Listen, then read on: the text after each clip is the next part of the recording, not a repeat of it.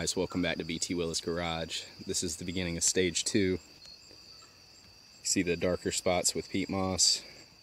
There's some that didn't get as much, or any, just because I ran out. But this will have to do for a start. You can see I hit the bot areas pretty good. And we've got enough of them to see if it's going to make an impact. Also reseeded this entire side of the lawn.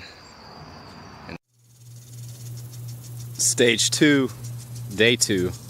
So we're putting a little water, like I said, on all these bare spots that I peat mossed, reseeded, miloed, and whatnot yesterday. So really can't wait to get irrigation, guys. Moving around these sprinklers for 5 minutes a piece is a pain in the butt, but it gets the job done, so no complaints.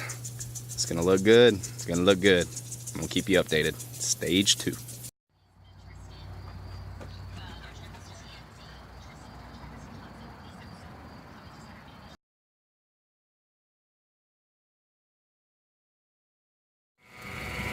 So Luna, the German Shepherd, thinks that the hurricane aftermath is a new play toy, I guess.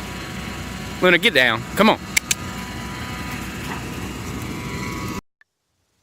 Going to town on this topsoil, guys. Filling in all these bare spots that the storm left, as well as the flooding. Yeah. Getting topsoil. Oh. Crazy dogs. Getting topsoil way down in there.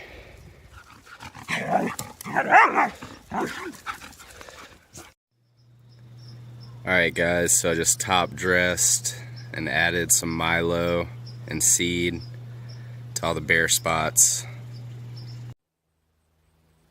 So here we are, roughly 2.5 weeks later. And I'm very, very happy with where the grass has grown. There's a couple areas that are struggling just because it's mid-November. But pretty stoked about the results. Subscribe, stay tuned if you want to keep following this project. I'm going to keep working on it.